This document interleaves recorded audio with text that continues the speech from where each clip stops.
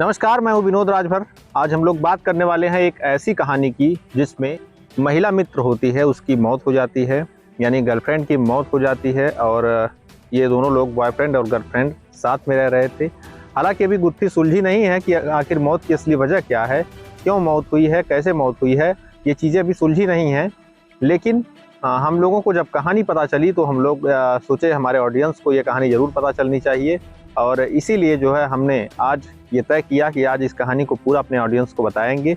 दरअसल ये कहानी शुरू होती है, हम पिछले लगभग 2 साल पीछे जाएं तो ये कहानी शुरू होती है जहां पर एक महाराजगंज थाना क्षेत्र की जो एक लड़की होती है वो जो है रहती है आजमगढ़ के ब्रह्मस्थान में अपना रूम लेकर के अपनी बहन के साथ। यहाँ से तो पढ़ाई करने जाती है, पढ़ाई करने के उद्देश्य से अपने घर से जाती है ब्रह्मस्थान, रूम लेकर के रहती है। हम उस लड़की का नाम नहीं बता सकते हैं क्योंकि तमाम चीज़ें होती हैं तो हम लोग नाम नहीं बताएंगे, लेकिन जो है ये बता सकते हैं कि महाराजगंज कोतवाली क्षेत्र की रहने वाली लड़की है। अब उसका नाम क्या है ये चीज़ें जो है अभी नहीं बता सकते हैं।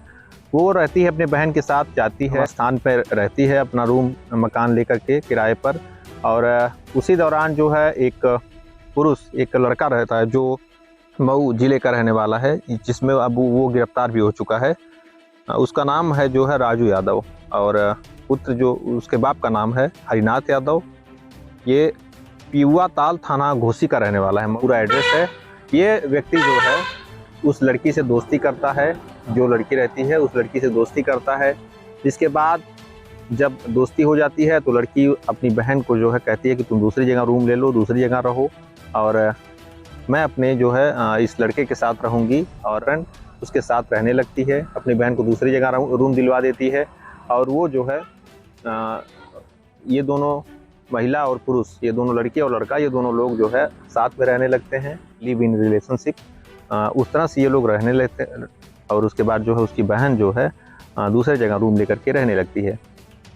दरअसल लोग बताते हैं कि ये इन लोगों की प्रेम कहानी इस जो लड़की है इसके घर से शुरू हुई। लड़की के घर अक्सर जो है वो लड़का आता जाता रहता था और वहीं से कहानी शुरू हुई। पहली बार जब ये लड़का आया था तो अपने जो लड़की है इसके मामा के लड़के के साथ आया था, तो यहीं से कहानी शुरू हुई। जिसके बाद जो है ये कहानी यहाँ तक पहुँची, ये लोग लिव इन रिलेशनशिप में रहने लगे।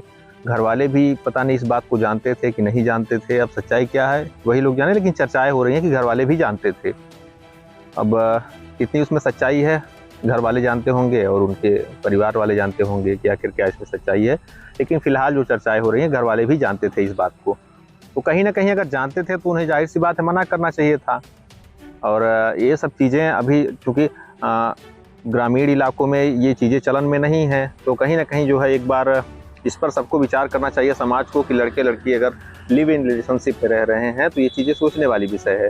इसके अलावा अब हम बात करते हैं जो है एक रात में ऐसा जो परिवार वाले आरोप लगा रहे हैं कि इन दोनों के बीच विवाद हुआ, लड़की और लड़के के बीच विवाद हुआ और जो है लड़के ने लड़की की गला दबाकर हत्या कर दी।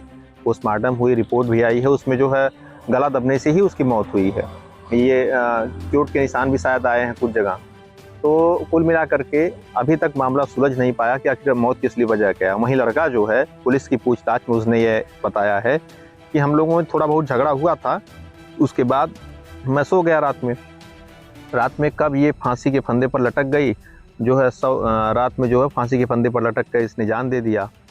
लड़का ये पुलिस की पूछताछ में लड़के ने ये बताया है, जबकि उसके परिवार वाले, जो लड़की है उसके परिवार वाले आरोप लगा रहे हैं कि लड़के ने हत्या कर दी। अब सच्चाई क्या है परिवार वाले और लड़का जाने।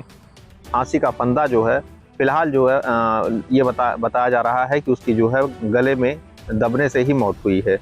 और इसके अलावा जो है अब वजह क्या है, कैसे मौत हुई है, ज़्यादा डिटेल में हम लोग जाएंगे आगे। जिस तरह की रिपोर्ट आएगी उसमें जो है पता चलेगा। फिलहाल पीएम रिपोर्ट भी यही बता रही है कि जो है फांसी के फंदे या फिर गला दबने से ही उसकी मौत हुई है। फिलहाल जो है मामला जांच का विषय है और जांच चल रही है। लिव इन रिलेशनशिप जो है हमारे समाज के लिए एक तरह से, ग्रामीण समाज के लिए, मैं शहर की बात नहीं कर रहा हूँ, शहर में तो ये चीज़ें आम बात है, लेकिन ग्रामीण क्षेत्रों में कहीं ना कहीं अभी ये चलन नहीं है और समाज में जो इसका बुरा प्रभाव पड़ रहा है लोग बता रहे हैं। जैसे अभी किसी भी सोशल वर्कर से पूछ लिया जाए या फिर किसी भी अच्छे नागरिक से पूछा जाए तो वो खुद बताएंगे कि ये जो है चलन ये पूरी तरह से जो है हमारे समाज के लिए एक अभिशाप है। हालांकि हम नहीं कहते हैं कि यह गैर कानूनी है, लेकिन कहीं ना कहीं सभी लोगों को, समाज को इस पर ध्यान देना चाहिए कि हमारे बच्चे कहीं ना कहीं गलत रास्ते पर ना जाएं, क्योंकि ये जो रास्ता है लिव इन रिलेशनशिप, कहीं ना कहीं एक तरह से गलत रास्ता है। क्योंकि आपने देखा यहाँ पर एक परिवार पूरी तरह से, एक क्या दो परिवार पूरी तरह से बिखर गए। और अब चूंकि एक की तो मौत हो गई, अब उसके परिवार के लोग लगातार इसके खिलाफ जो है कार्रवाई की मांग करेंगे। और दूसरा जो लड़का है उसका भी कैरियर पूरी तरह से खत्म हो गया, क्योंकि अब वह जेल चला जाएगा और उसमें जांच होगी, क्या नहीं होगा, क्या होगा वो तो आगे की बात है, कब छूटेगा कब नहीं छूटेगा, उसका भी कैरियर पूरी तरह से एक तरह से चौपट हो गया है।